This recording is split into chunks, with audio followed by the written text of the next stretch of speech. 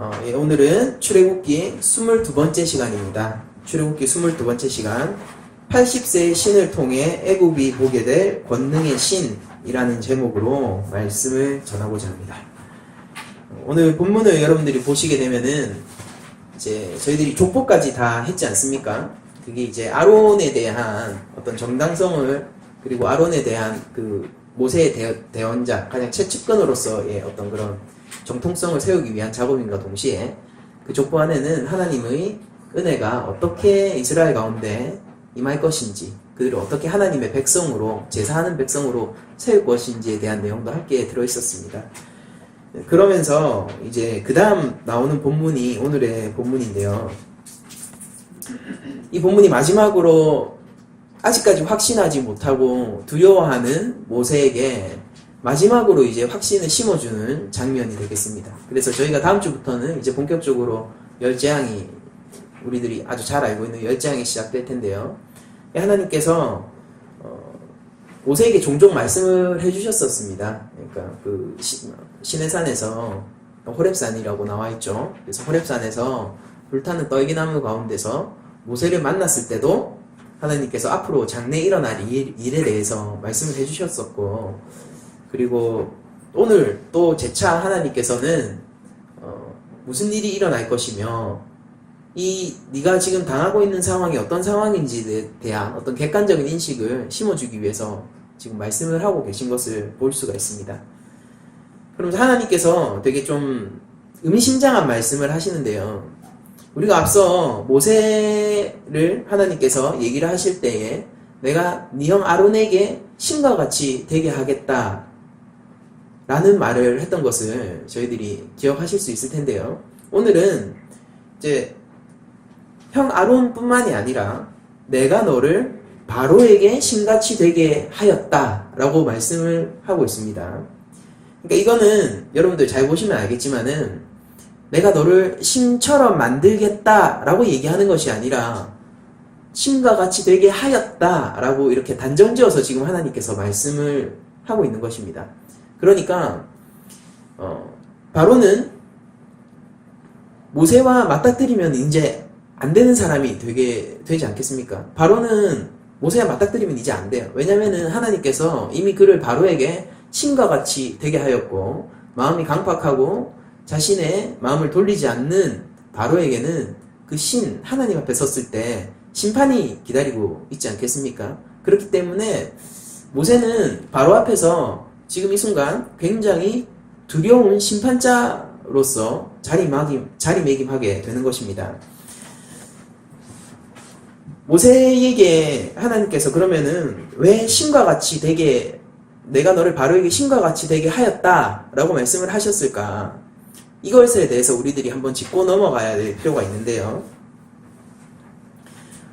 이 신과 같이 되는 것이 무엇인가에 대해서 여러분들 잘 생각해 보셔야 돼요. 그러니까 제가 일단은 요한복음 10장을 제가 한번 읽어드리면서 이 얘기를 계속 이어나가도록 할 텐데요. 요한복음 10장 34절에서 36절까지를 제가 지금 읽어드리도록 하겠습니다. 예수께서 이르시되 너희 율법에 기록된 바 내가 너희를 신이라 하였노라 하지 아니하였느냐. 율법에 이렇게 기록되어 있다라고 해요. 내가 너희를 신이라고 했다라고 말씀을 예수님께서 하고 계시죠. 계속 읽겠습니다. 성경은 패하지 못하나니 하나님의 말씀을 받은 사람을 신이라 하셨거든 이라고 말씀을 하고 계십니다. 신이라 하셨거든. 하물며 아버지께서 거룩하게 하사 세상에 보내신 자가 나는 하나님의 아들이라 하는 것으로 너희가 어찌 신성모독이라 하느냐 라고 말씀을 하고 계십니다. 그러니까 예수님께서 자신의 유대인들이 예수님을 이제 신성모독하는 자로 몰아서 돌로 치려고 하는 순간에 예수님이 자신이 하나님 아들됨을 변호하실 때 나온 말씀이거든요. 여기서 예수님께서 이렇게 말씀하시죠. 율법에 너희를 신이라고 했다라고 말하는데 그 신이라고 한 근거가 무엇인가를 예수님께서 뭐라고 얘기하냐면은 하나님의 말씀을 너희가 받았다. 그것이 너희가 신됨의 근거다라고 얘기를 하고 있습니다. 이것은 시편 82편의 인용이신데요. 예수님께서 구약의 시편 말씀을 그대로 인용하신 거예요. 시편 82편의 말씀 인용인데 예수님이 분명히 지금 선언하고 계신 것 중에 하나는 하나님의 말씀을 받은 자들은 하나님과 같이 그럼 하나님께서 하시는 그런 역할들이 있지 않습니까? 그런 역할들을 할 수 있는 자로 지금 여기고 계시다라는 것이죠.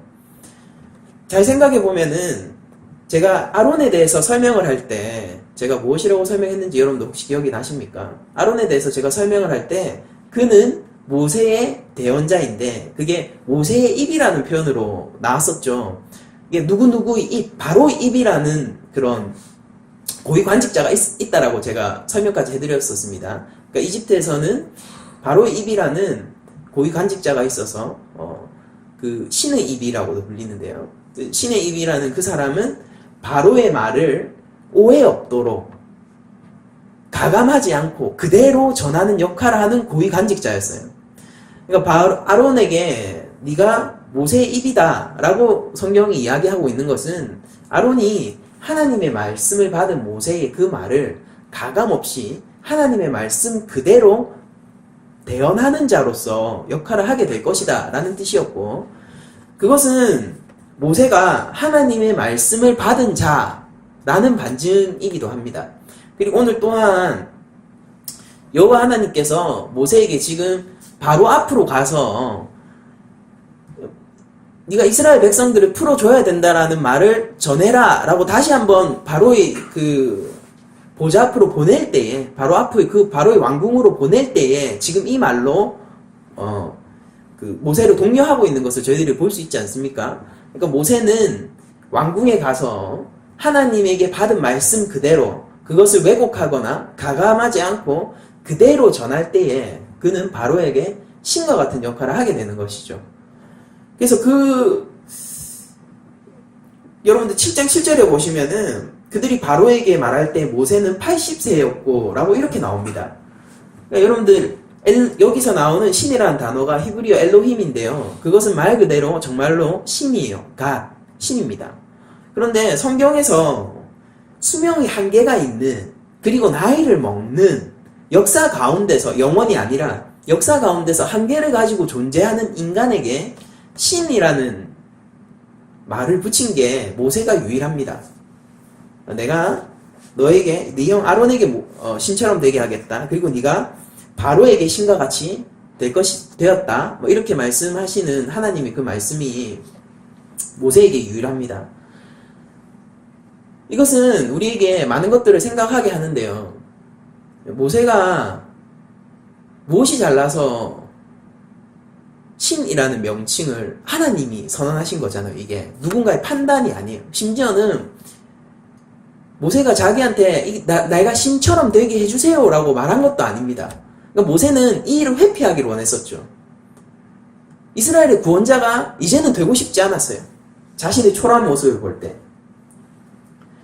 근데 오히려 하나님이 그런 이제 다 버릴 거 다 버리고 이제 낮아질 대로 낮아진 모세에게 하나님께서는 그냥 신이라고 하나님께서 부르고 계신 거거든요. 무엇이 모세를 하나님 앞에서 신이라는 명칭을 받도록 만들었는가? 그것은 모세가 하나님의 말씀을 있는 그대로 전달하는 중보자의 역할을 가장 잘 했기 때문이 아닐까라고 저는 생각을 합니다. 여러분들, 저는 가끔씩 그런 생각을 해봅니다. 말세라는 것에 대해서 생각을 하고, 예수님이 얘기하신 말세가 있고, 그리고 우리가 성경의 계시록이 얘기하고 있는 또 말세가 있지 않습니까? 그러니까 우리가 말세라는 것을 생각하고, 이게 말세의 때다, 우리가 살고 있는 현재가 말세의 때다 라는 것들을 생각하는데, 그럼 우리가 이 말세 때에 무엇을 하는 사람이어야 할까? 무엇이 우리를 종말적 현실 가운데서 성도되게 하는 것인가? 라는 생각들을 가끔씩 해보게 됩니다. 그때 오늘의 이 본문이 그 묵상을 도우는데 굉장히 유효한 본문이 될 것만 같습니다.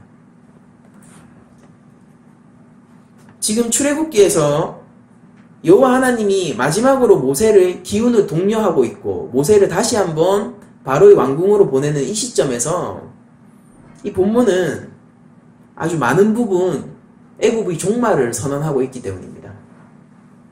그러니까 애굽의 종말과 그리스도의 재림과 함께 올 세상의 종말의 그림은 사실 크게 그 맥락에서는 다르지 않을 거거든요. 여기서 나타나는 바로의 모습은 이제 애굽에는 종말이 지금 임하고 있어요. 곧 종말이 올 것입니다. 왜? 지금 모세가 가고 있잖아요. 곧 종말이 올 것인데 이 애굽에는 아직까지도 하나님을 알지 못하는 사람들이 너무 많이 있어요. 애굽이 바로의 권세 아래 여전히 있고요. 바로는 여전히 마음이 완악하고 그리고 그 많은 표징과 이적 가운데서도 그 마음을 돌이키지 않을 것입니다. 이게 애굽의 종말의 특징이죠. 그러나 소망이 있다면은 하나님이 그 가운데서 반드시 큰 손을 뻗쳐서 심판을 내리며 이스라엘 자손을 하나님의 백성 그리고 하나님의 군대로 만들 것이라는 것인데요. 그때 어떻게 되느냐면요. 그때 이스라엘이 하나님의 백성임이 드러나고 하나님의 군대임이 마침내 드러나게 될 때 애굽 전체도 하나님이 참 여호와 하나님이심을 알게 된다라고 오늘의 본문이 이야기를 하고 있습니다. 여러분들 저는 현재의 어떤 한국 교회를 보면은 조금 혼란한 것이 있는 것 같아요. 그러니까 종말론과 관련해서 혼란한 것들이 있는 것 같습니다. 계시록에 대한 잘못된 해석들과 그리고 예수님이 뭐 선교사님들이 공공연하게 뭐 이런 얘기를 하는 것들을 제가 들어봤거든요. 제가 직접 두기로 들었었는데 얼마 남지 않았다. 예수님이 오실 때가 얼마 남지 않았다. 뭐 30년에서 60년 정도 예측한다. 어느 때인지는 알지 못한다. 뭐 그런 얘기들을 하는 것을 공공연히 이제 공적인 자리였습니다. 하는 것을 들었는데 그 누구도 거기에 대해서 특별히 또 반발하지 않았다라는 것도 제가 그 자리에서 봤고 우리는 누구나 인정을 하죠. 예수님이 말세에 대해서 말씀을 하셨고 지금 이 현재가 말세예요. 말세입니다. 종말의 때가 가까워 왔죠. 그런데 여러분들 잘 한번 생각해 보세요. 예수님께서 그렇게 말씀하신지 이게 말세다 곧 온다 너희들이 곧 나를 다시 보게 될 것이다 라고 한지 말씀하신지 지금 2000년이 지났거든요. 조금 종말의 때가 너무 긴 거 아닙니까? 종말의 때가 조금 너무 긴 거 아니에요? 이쯤 되면은 이 2000년 시대 전체를 말세라고 과연 부를 수 있을까요? 그런 생각을 여러분들 해보신 적 없으십니까? 그래서 오늘은 우리가 종말과 말세에 대한 것들을 좀 정리를 하고 그러고 넘어갔으면 좋겠습니다. 필요한 말씀일 것 같아요. 우리 교회 가운데서도. 우리가 종말론적 신앙을 가져야 된다라는 말을 여러분들은 자주 들어보셨을 텐데요.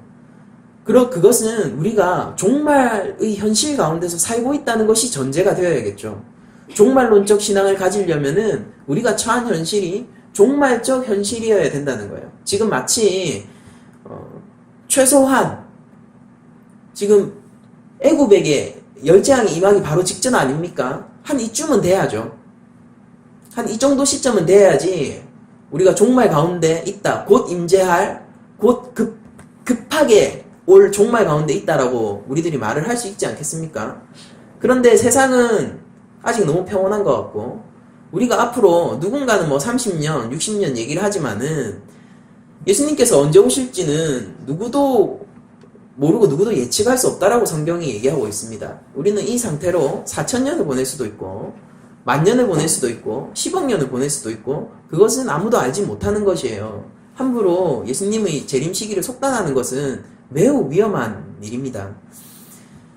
근데 그럼에도 불구하고 저는 왜 이 자리에 서서 이때를 가리켜서 종말이라고 하느냐면은 우리에게는 종말에 일어나야 할 일이 이미 일어났기 때문입니다.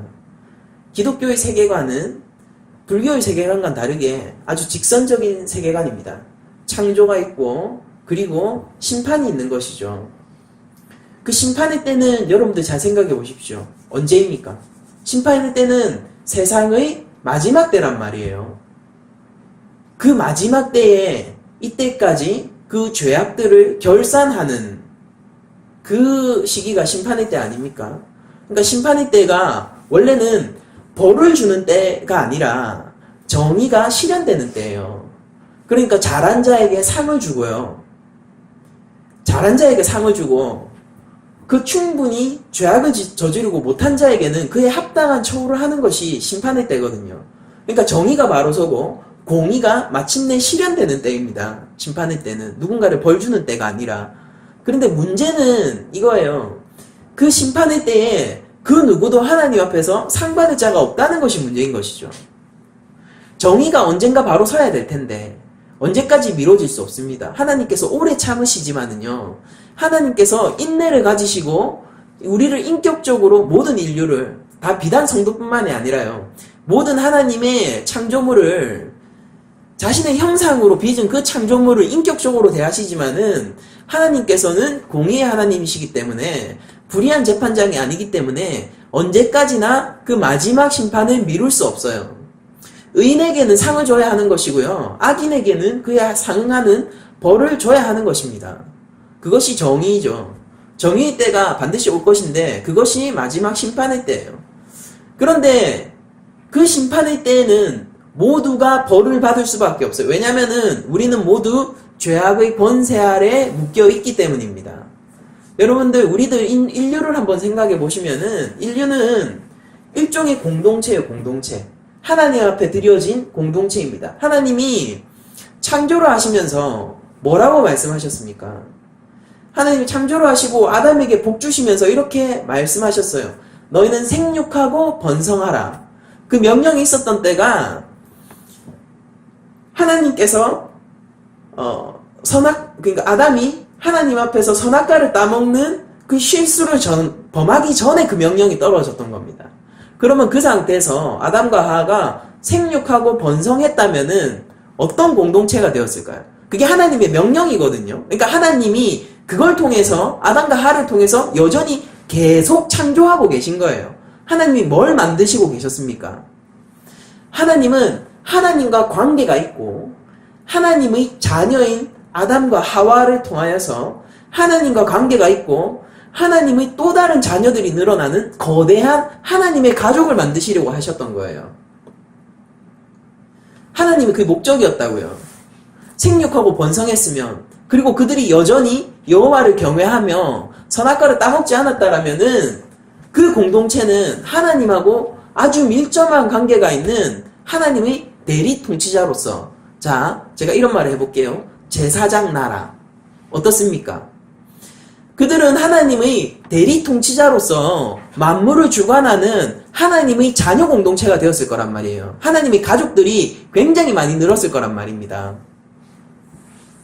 그런데 아담 스스로가 하나님의 뜻을 꺾었죠.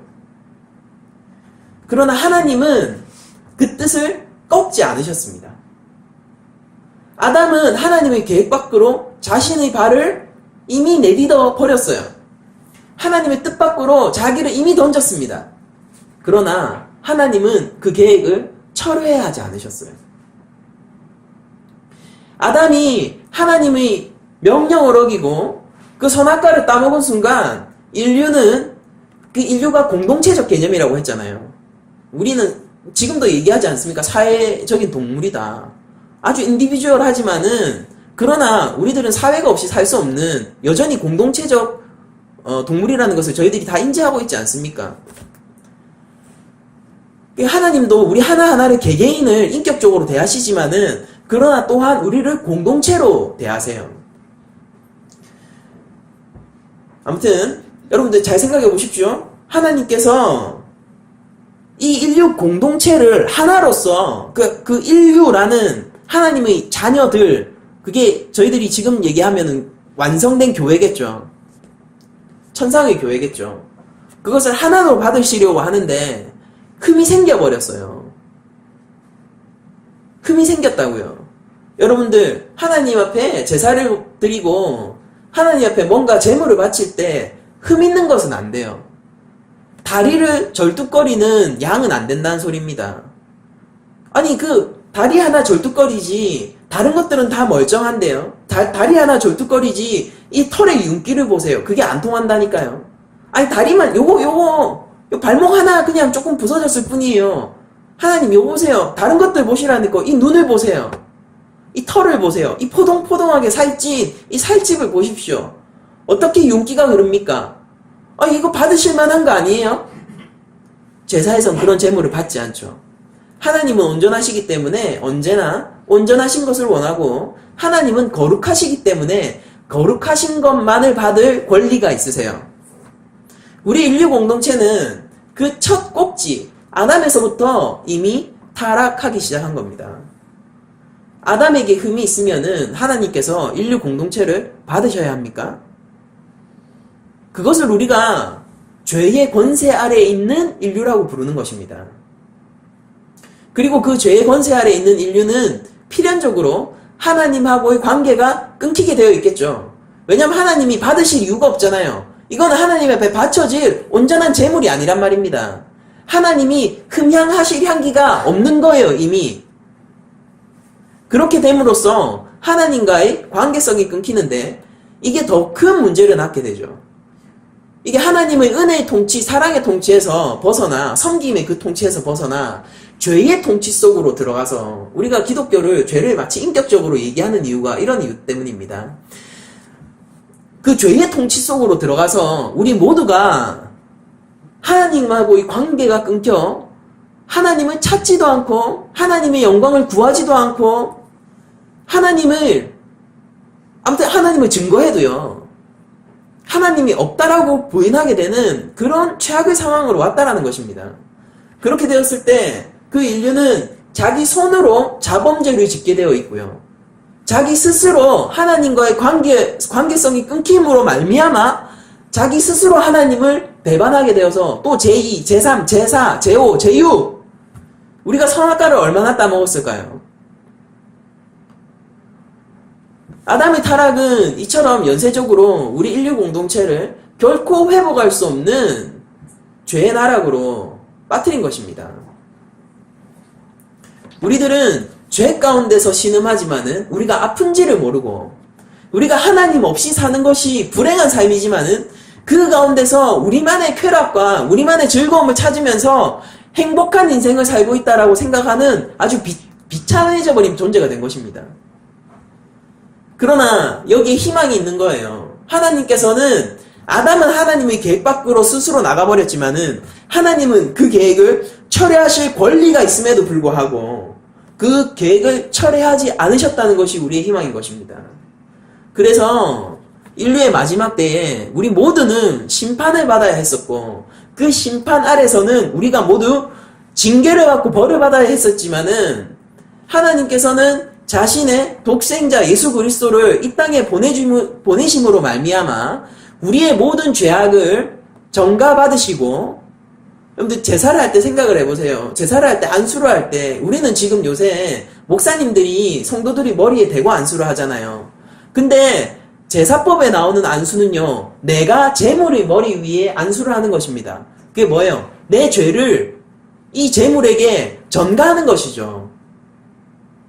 그게 예수 그리스도이지 않습니까? 우리의 죄를 예수님이 짊어지셨어요. 그가 채찍을 맞으셨고 그가 상하셨고 그것으로 말미암아 우리가 나음을 입고 우리가 회복을 받았단 말입니다. 그리고 예수님이 가지신 온전하신 죄 없으신 그로 인해 예수님은 죄가 없으세요. 그러니까 당연히 심판 가운데서 뭘 받아야 됩니까? 상을 받으셔야 돼요. 그런데 그 영광과 그 상을 그 공로를 우리에게 반대로 전가를 해주신 겁니다. 우리는 아담을 머리로 한 아담 공동체에서 이미 실패한 공동체로 하나님 앞에 회복할 수 없는 그런 공동체로 낙인 찍혀버렸지만은 모든 것을 하시고 전지전능하시고 신실하신 우리 아버지께서는요. 예수 그리스도를 머리로 한 새로운 공동체를 인류 가운데 또 하나 만들어 주신 거예요. 그것을 우리가 교회라고 부르죠. 우리가 그리스도를 머리로 했다라는 것이 바로 그것이고, 예수 그리스도를 둘째 아담이라고 성경이 부르는 것도 바로 그 이유인 것입니다. 우리의 대표가 되시려고 예수님은 육신의 옷을 입으셔야 됐고요. 우리를 구원하시기 위해서 아직까지도 육신의 옷을 하나님이신 무소부재하시고 편재하시는 그분이 아직까지도 자기의 권리를 내려놓고 육신을 입고 계실 거고요. 영원 가운데서 우리가 새 몸을 입지 않습니까? 그리스도를 말미암아 우리가 새 몸을 입는 거예요. 예수님이 그걸 우리의 대표되는 인류의 대표되는 머리 되는 지위를 버리시면은 우리는 살아날 소망이 없는 것입니다. 그래서 예수님은 아직까지도 그리고 영원 가운데서 우리와 함께 하시려고 자신의 모든 권한을 버리시고 무소부재하시고 편재하신 그 권리를 버리시고 여전히 육신의 옷을 입고 계세요. 새 몸에 오시겠지만은 그 상태로 우리와 함께 영원 가운데서 함께 하실 것입니다. 이 어찌 놀라운 섬김의 왕입니까? 그게 바로 우리 왕이세요. 제가 그분의 통치 아래 있다는 것이 너무나도 자랑스럽습니다. 저는 하나님은 예수님을 통하여서 이 땅 가운데서 심판받지 않을 공동체를 만들어버린 거예요. 정결한 공동체를 만들어버린 겁니다. 오로지 그리스도 한 분으로 말미암은 공동체이죠. 그런데 그 공동체에는 종말 때에 내려질 심판의 선언이 이미 일어나 버렸어요. 네가 앞으로는 무슨 일을 해도 너는 무조건 무죄야. 그걸 우리가 칭의라고 부릅니다. 기독교에서. 골고다 언덕에서 그 선언이 역사 가운데 꼽혀버린 겁니다. 인류의 원래 마지막 때에 있어야 할 그 말세 종말의 때에 있어야 할 그 선언이 인류의 한복판에 2000년 전 골고다 언덕 가운데서 그 선언이 역사를 가르고 툭 떨어져 버린 거예요. 그러면서 우리에게 선포하는 것입니다. 그리스도를 믿는 자는 무죄다. 그는 앞으로 실패할 수 없다. 그는 결코 심판을 받지 않는다. 그에게 이미 상이 내려졌다. 그 상이 누구예요? 예수님이지 않습니까? 우리가 기업으로 받은 게 예수 그리스도라고 하잖아요. 이미 그에게는 상이 내려졌다. 그게 전부 언제 일어나야 될 것입니까? 전부 언제 일어나야 되는 선언이에요. 그게 원래는 시간상으로 보면은 종말의 마지막 때, 이 세상의 마지막 때에 일어나야 할 선언이 이 땅 가운데서 갑자기 일어나 버린 겁니다. 우리가 뭐라고 얘기할까요? 그러면 그 종말의 선언이 이미 있은 이후의 시대는 뭐라고 얘기할까요? 끝에 일어날 사건이 이미 일어났는데 말세라고 부르는 거예요. 그리스도의 십자가가 선 이후로 그 이후로 우리는 모두 말세를 살고 있는 것입니다. 그런데 여러분들 잘 생각해 보세요. 이 말세를 사는 이것을 제가 천국이라는 말로도 제가 설명할 수 있거든요. 예수님이 천국이 이미 왔다라고 얘기를 하셨죠. 너희 가운데 있다라고 하지 않습니까? 예수님 자신을 가리켜서 하는 말이거든요. 바리새인들이 둘러싸고 있고 너희 가운데 있다. 우리 마음속에 있다가 아니라 그리스도가 오심이 천국이 오심이고 여러분들이 그리스도와 함께 살아가는 삶은 이미 천국을 누리고 있는 삶이에요. 우리는 천국을 누리면서 그 천국이 끝나지 않고 영혼 가운데서 계속될 것입니다. 죽어야 천국을 가는 것이 아니에요. 우리들은. 그게 기독교의 신앙은 아닙니다. 불교적 신앙이죠.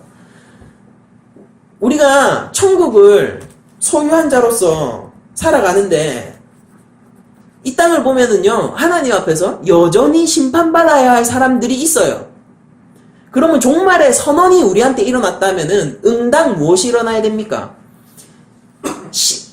그 징벌의 선언도 같이 일어나야 되지 않습니까? 우리에게 무죄 선언이 일어났다면은 누군가에게는 유죄 선언도 일어나야 되지 않습니까? 근데 하나님께서 지금 유죄 선언을 하세요? 참으시잖아요. 인내하고 계시잖아요. 그들에게 여전히 기회를 주고 있잖아요. 바로에게 하나님이 몇 번의 기회를 주셨습니까? 9번의 기회를 주셨어요. 재앙을 내릴 때마다 다시 가서 그의 마음을 돌이키고자 바로 앞으로 모세를 끊임없이 하나님은 보내셨죠. 매 재앙 한 번 한 번이 끝날 때마다 9번의 기회가 바로에겐 이미 있었어요. 오래 참으셨습니다. 하나님은 무죄 선언을 하셨지만은 유죄 선언은 아직까지 참고 유보해 주시고 있는 상황처럼 보이는 거예요. 그럼 이건 종말이 온 겁니까? 아직 오지 아니한 겁니까? 이미 왔으나 아직 오지 않은 거예요. 우리가 그 긴장 속에서, 이미와 아직의 긴장 속에서 산다 라는 말 여러분도 혹시 들어보신 적이 있는지 모르겠는데, 이미와 아직의 긴장, 그게 종말을 설명하는 대표적인 단어거든요. 그 이미와 아직의 긴장 속에서 우리들이 실제 살고 있는 것입니다. 천국이 이미 왔어요. 그러나 아직 심판에 이르지 않았어요. 그 긴장 속에서 우리가 이 세상을 살아가는 것입니다. 그래서 우리는 종말을 살고 있어요. 그리고 우리들은, 예수를 믿는 자들은 누구나 우리 삶의 종말을 한 번씩 경험합니다. 우리가 예수를 믿는다라고 얘기하면서 우리의 죄인됨을 고백하지 않고 그리스도를 믿는다라고 할 수 있는 사람이 있을까요? 우리가 하나님 앞에 영 가망 없습니다. 내가 안 될 것 같습니다. 내가 이런 노력을 할 수 없습니다. 이런 차원이 아니라, 하나님, 나는 완전히 절망했습니다. 내 힘으로는 이 죄의 문제를 해결할 수 없습니다. 나는 내 손으로도 수많은 죄를 지었을 뿐만 아니라 나는 하나님의 영광도 나는 잘 모르겠고, 하나님의 영광을 위해서 살고 싶지도 않고, 하나님이 내 아버지가 되는 것도 탐탁지 않았습니다. 그냥 나는 내가 내 삶의 주인으로 살고 싶었습니다. 그러나 하나님, 이게 안 돼. 돌이킬 수 있으면은 나를 돌이키게 해주시옵소서. 내 삶이 정말로 그리스도 한 분으로 만족할 수 있는 삶이 될 수 있다면은, 이런 나지만은 하나님 긍휼히 여겨주세요라고 우리들이 고백을 한 이후에야 우리가 하나님의 자녀가 누구나 되는 것이잖아요.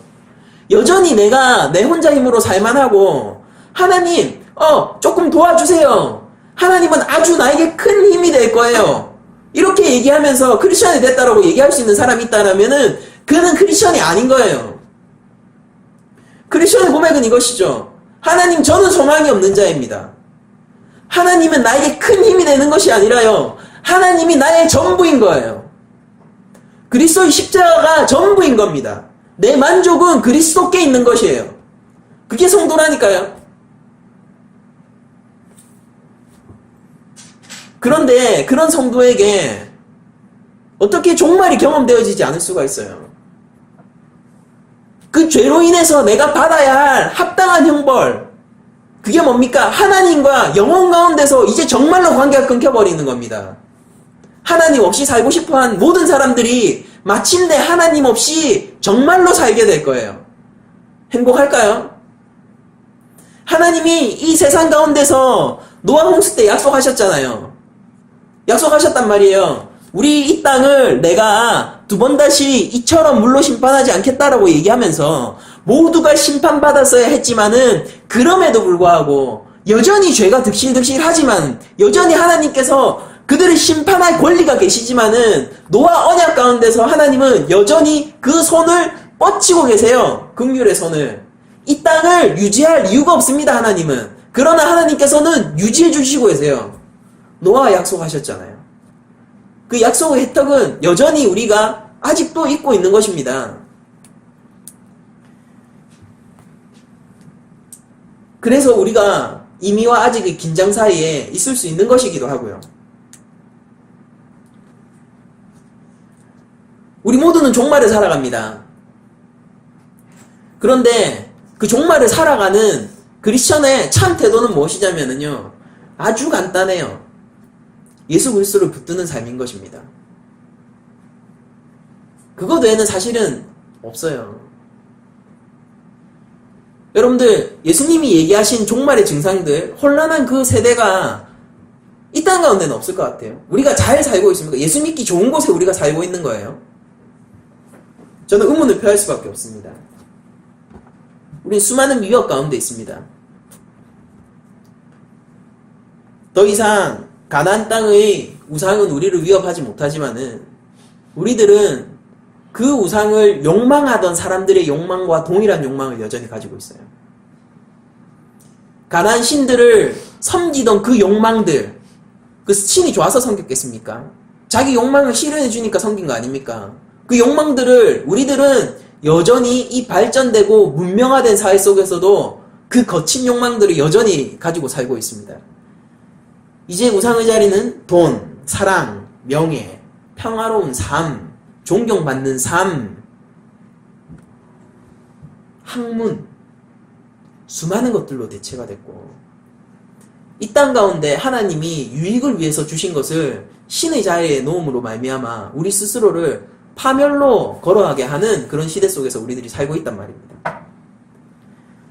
여러분들 이 땅 가운데서 지금 이 대한민국 2018년 이 대한민국 가운데서 기독교의 진리를 선택하는 것이 얼마나 위험한 일인지 여러분들 알고 계세요?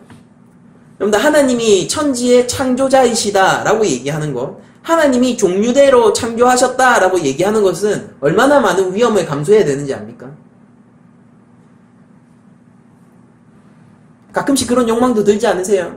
내가 진화론을 수용함으로써, 그게 유신준 진화론 뭐 이런 게 있잖아요. 진화론을 수용함으로써 하나님께서 그래, 진화를 하나님께서 진화의 방법을 통해서 우리를 창조하셨지, 그렇게 얘기하고 싶은 욕구가 없으세요?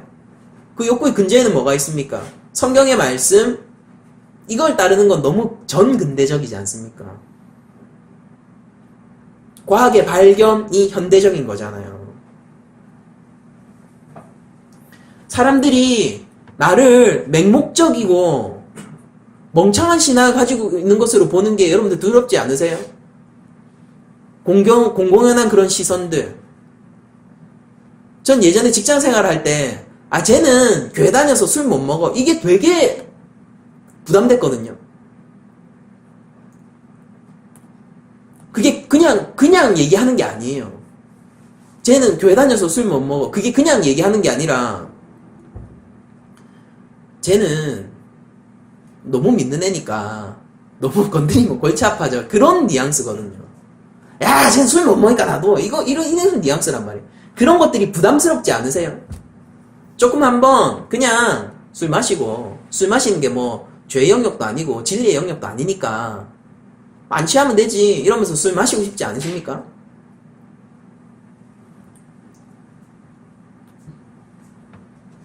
왜 수많은 크리스천들이 돈의 하나님의 사랑의 메인자가 되지 않고 돈의 메인자들이 되어가는지 아세요?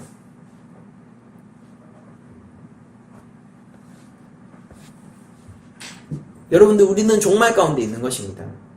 하나님의 무죄 선언이 지금도 계속해서 내려지고 있어요.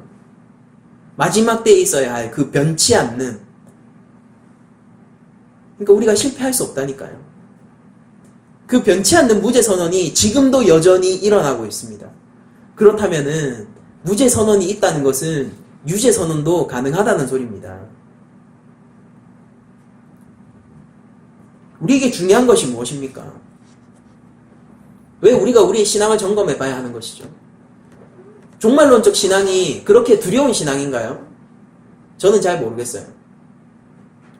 종말론적 신앙을 우리들이 잘 견지하려면은 오히려 하나님 앞에서 위로를 받고, 오늘날의 모세처럼 말입니다. 앞으로 장차 일어날 일들을 우리가 명확하게 알고 그 가운데서 하나님 편에 서는 게 종말론적 신앙 아닐까요? 모세는 바로 앞에 가서 이제 애굽에 일어날 일들을 얘기하게 되어 있습니다. 그러나 여전히 애굽이 더 세요. 바로는 여전히 군대를 가지고 있고요. 바로는 여전히 이스라엘 백성들을 전멸시킬 수도 있어요. 그러나 자신에게 유익이 되기 때문에 안 할 뿐이죠. 모세의 힘이 센가, 바로의 힘이 센가, 그거는 물어보는 사람이 바보입니다. 바로가 훨씬 힘이 세요. 이스라엘 민족이 강대한 국가입니까? 애굽이 강대한 국가입니까? 물어보나 마나죠. 그런데 이 가운데서 모세는 누구 편을 드는 것입니까? 하나님 편을 드는 거예요. 그리고 하나님의 말씀을 가감없이 그들의 입장을 생각하지 않고 하나님의 입장에서 가감없이 전달하는 것이죠. 그렇게 되었을 때 하나님은 그를 나의 대행자, 신으로 부르는 것입니다. 저가 하는 말이 내가 하는 말이다. 저가 할 저가 일어난다라고 하는 일이 내가 할 일이다. 저가 선포하는 일이 내가 곧 선포한 일이다. 모세는 그야말로 하나님의 말씀을 그대로 선포하고 그대로 삶으로 말미암아 또 하나님의 입장에서 선택을 함으로 말미암아 하나님 앞에서 엘로힘, 신으로 불리는 것이고 그는 바로 앞에서도 그렇다면 신인 것입니다. 종말의 때가 다가오는 것은요. 우리들이 늘 알고 있는 이 땅의 영혼을 위해서 기도합시다 라고 하는 그 기도와 사실 별반 다르지 않아요. 종말이라는 자극적으로 느껴지는 단어로 말미암아 우리에게 수많은 오해들이 쌓이고 무슨 666, 베리치 뿐만이 아니라 종말이 이거다 저거다 하는 그런 사람들이 있는데 그들 모두 성경에 근거하고 있지 않아요. 중요한 것은 성경이 이야기하고 있는 종말이 그런 것이 아니기 때문입니다. 여러분들 우리도 종말 속에서 살았잖아요. 그 종말 속에서 구원받은 거 아닙니까? 근데 우리가 왜 예수 그리스도를 기다리죠? 이 땅에 정의가 실현돼야 될 거 아니에요.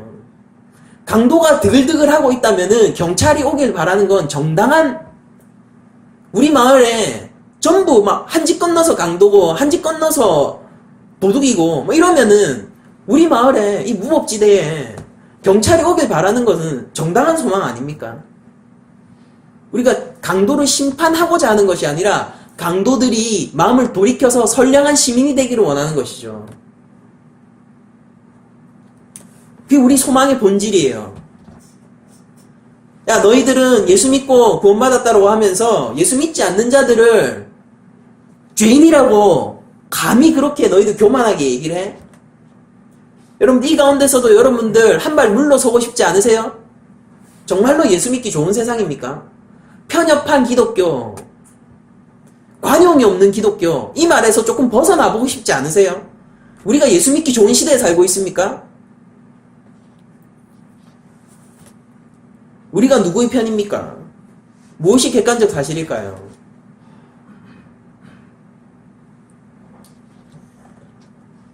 첫째 아담의 공동체는 그 누구도 구원받을 수 없습니다. 둘째 아담이신 예수 그리스도만이 우리를 구원하실 수 있고요. 그 공동체에 들어가는 것은 믿음 외에는 방법이 없습니다. 우리들은 그들에게 심판을 선언하고 벌을 선언하는 것이 아니라 그들의 마음을 돌이켜 선량한 하나님의 백성이 되기를 요구하고 있는 것이에요. 근데 본질을 잘 보아야지 우리의 믿음이 흔들리지 않을 수가 있습니다. 근데 우리는 모두 삶 가운데서 노예인 이스라엘처럼 삶의 노예로서 살고 있습니다. 여전히 우리 모두는 삶의 노예이고 예수 그리스도를 믿고 난 이후에도 그 현실이 별반 변하지 않은 것처럼 느껴질지도 모르겠어요. 그러나 여러분들 모세가 알고 있었던 사실을 여러분도 아시기를 이 시간 간구하는데요. 모세는 7장 5절에 보시면은 하나님이 하신 이 말을 알고 있었어요. 7장 4절부터 우리들이 보죠. 바로가 너희의 말을 듣지 아니할 터인즉 내가 내 손을 애굽에 뻗쳐 여러 큰 심판을 내리고 내 군대 내 백성 이스라엘 자손을 그 땅에서 인도하여 낼지라. 내가 내 손을 애굽 위에 펴서 이스라엘 자손을 그 땅에서 인도하여 낼 때야 애굽 사람이 나를 여호와인 줄 알리라 하시매 라고 되어 있습니다. 이 땅 가운데서 하나님을 인정하는 사람은 극히 드뭅니다. 이 가운데서 예수 그리스도가 삶의 유일한 희망이다, 구원이라고 얘기하는 사람도 극히 드물어요. 교회를 나오고 있는 사람 중에서도 얼마나 될지 사실은 확신할 수가 없습니다. 교회 나오고 있는 사람들 중에서 얼마나 많은 사람이 정말로 예수님을 믿을까요? 잘 모르겠어요. 여러분들 이 사실을 아십시오. 언젠가 애굽이 하나님을 알게 될 것처럼 이 땅의 모든 사람이 하나님 그리고 예수님을 알게 될 날이 올 것이라는 거예요. 그때가 될 때 진짜가 드러날 것인데요. 빛이 오면은 밝혀지지 않습니까? 진짜가 드러나게 될 텐데 그때에 하나님의 백성, 하나님의 군대인 자들이 하나님에 속한 자들이 될 것입니다. 근데 우리가 어느 편에 서야 할지를 이 시간 정하셔야 돼요. 우리들은 예수 그리스도를 믿는 사람들입니다. 우리의 힘을 의지하는 사람들이 아니에요. 약해도 괜찮아요. 그러니까 이게 위로인 겁니다. 우리가 모세 같은 자들인 겁니다. 괜찮아요. 여러분들이 말씀하시는 그 진리를요, 다시 한번 말씀드릴게요. 그 진리를요, 그 누구도 인정하지 않을 거예요. 제가 하나님을 믿는 사람, 예수님을 믿는 사람으로서 대한민국을 살아가는 게 가끔씩 좀 마음에 부대낄 때가 되게 많습니다. 저도 좀 상식인으로 불리고 싶을 때가 있어요. 그런 욕망들이 저한테 있다니까요. 조금 한 발 조금 좀 빼보고 싶은 생각들이 제 마음속에 있어요. 그런데 이 사실 때문에 제가 그 한 발을 못 빼겠습니다. 언젠가 진실이 드러날 거예요. 모두가 알게 될 날이 올 겁니다. 그때가 되면 무엇이 진실이고 무엇이 거짓인지 명백하게 드러날 것입니다.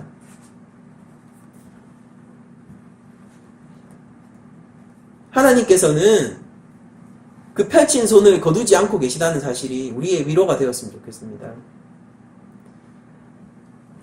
무슨 고난 이런 거 두려워하지 마세요. 무슨 7년 대환란 그런 거 두려워하지 마세요. 사막에 음침한 골짜기에 있어도 내 목자와 함께 하면은 나는 평안한 양이 될 수 있으니까 그런 거 걱정하지 마십시오. 뭐 걱정하는 거예요. 뭐 7년 대환란 오면은 그러면은 우리가 믿음을 뭐 버릴 겁니까? 아니지 않습니까? 그럼 오늘날 살아가면은 7년 대환란에서 우리 믿음을 지키는 것보다 조금 우리 믿음 지키기가 대한민국 사회가 더 좋습니까? 그런 거 아니지 않습니까?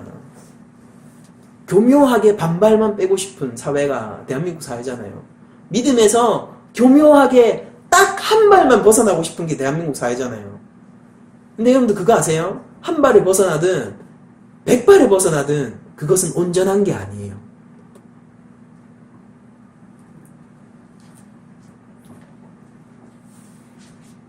우리는 이 땅 가운데서 모세처럼 행했으면 좋겠습니다.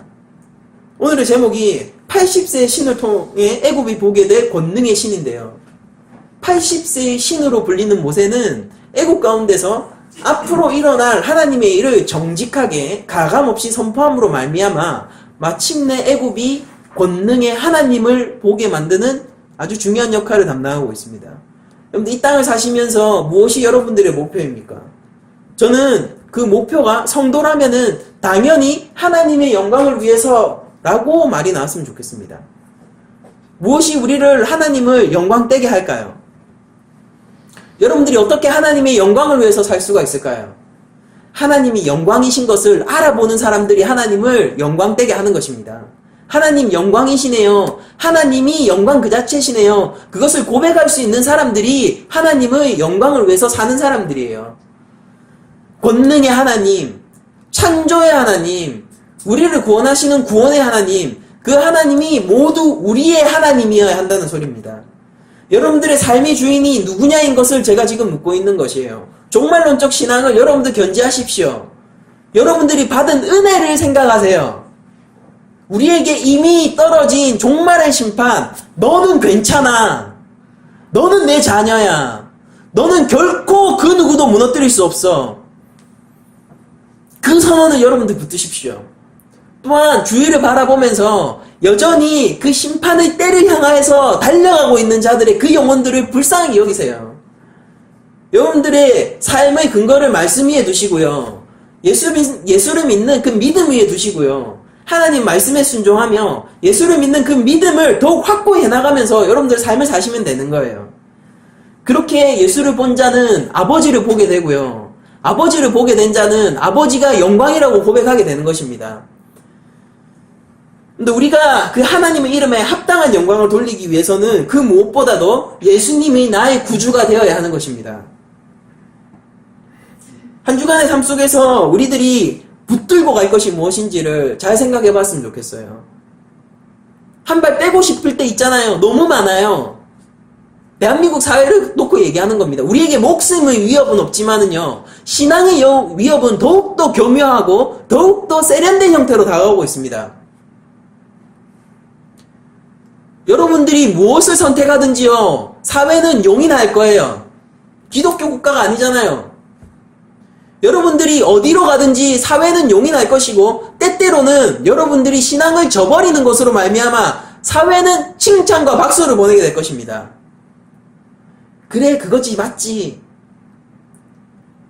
그러나 여러분들, 우리를 위하여서 자기의 목숨을, 제가 여기서 말하는 목숨은 육적 목숨이 아니라 정말로 아버지와 완전히 관계가 끊기는 그 영적 목숨을 얘기하는 거예요. 우리를 위하여서 목숨을 바치신 그 예수 그리스도를 생각해 보세요.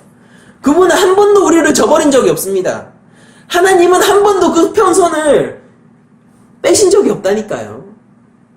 모세가 이렇게 비난을 받고 있음에도 불구하고 하나님은 오히려 모세를 세우신다니까요. 이스라엘 백성이 여전히 애국 가운데서 고난을 받고 있지만은 하나님이 하실 그 일을 여전히 진행해 나오고 계신다니까요. 신실하시고 성실하시고 우리를 붙드신 아버지는 한 번도 한 발을 뺀 적이 없어요. 하나님의 자녀인 우리 교회도 마땅히 그래야 할 것을 저는 믿습니다. 교묘한 사회, 딱 반발만 빼고 싶은 사회. 그러나 믿음이 가치라는 것은 변하지 않는 것이고 그것이 진리라는 것이 마침내 드러나게 될 것이고 우리는 그 아직 오지 않았지만은 말씀으로 들은 그것을 이미 있는 것으로 알고 살아가는 것입니다. 그리고 그건 실제 왔잖아요. 그리스도의 십자가가 통해 실제 왔지 않습니까?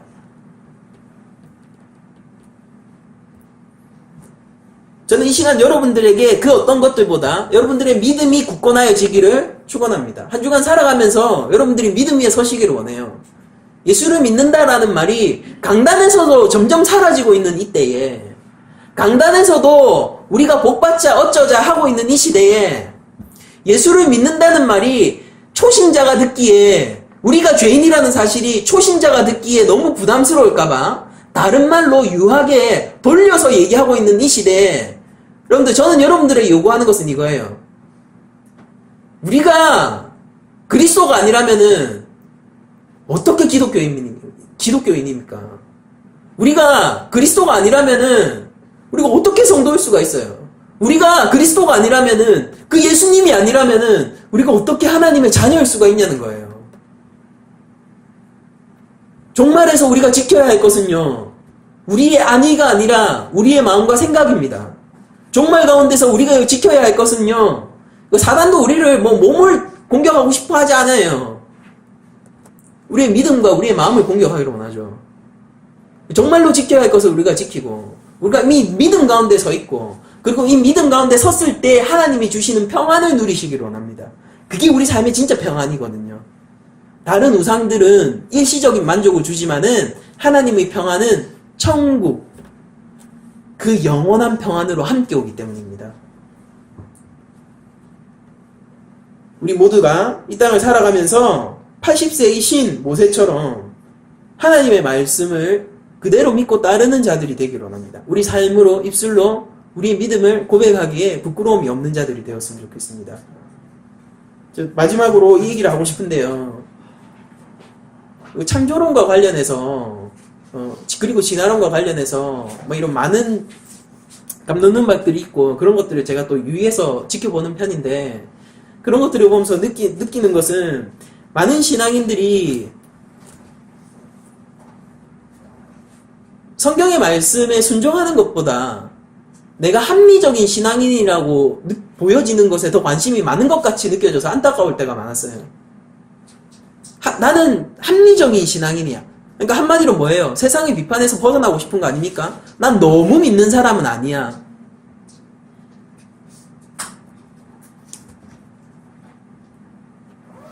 여러분들, 제가 다 말씀드릴 수는 없지만은 진화론의 근거들은 계속해서 약해지고 있지만은 그 근거들이 약해짐과 동시에 진화론은 더욱더 굳건해지고 있습니다. 그러나 마지막 때에 알게 될 거예요. 세상의 창조가 우연인지 아니면은 세상의 창조는 하나님의 손길인지 알게 될 때가 올 것입니다. 그 전까지 우리는 부끄러운 삶을 살아야 되겠죠. 그러면은 부끄러움을 감당하세요, 여러분. 이 땅 가운데서 대한민국 사회에서 너무 믿는 사람으로 살아야겠죠. 부끄러운 일일 거예요. 부끄러움을 여러분들 감당하십시오. 그러나 마지막 때에 우리를 위로하시고 우리의 눈물을 닦아주시고 우리를 사랑한다라고 얘기해 주실 그리스도의 품을 기억하세요. 그리고 그때가 올 때 우리는 영원 가운데서 하나님의 나라 가운데서 하나님의 양자로서 우리가 누릴 모든 것들을 누리게 될 것입니다. 기독교 신앙은 결코 지성을 배격하지 않습니다. 그러나 우리는 하나님을 경외합니다. 여러분들, 이 순서를 반대로 하셔서는 안 돼요. 하나님을 배격하진 않지만은 지성을 숭배하셔서는 안 됩니다. 우리는 지성을 배격하지 않지만은 그러나 하나님을 경외해요. 우리 중심이 무엇인지, 그리고 예수님을 믿는 믿음이 무엇인지 우리가 잘 생각하는 한 주간이 되었으면 좋겠습니다. 이상으로 모든 말씀을 마치도록 하겠습니다.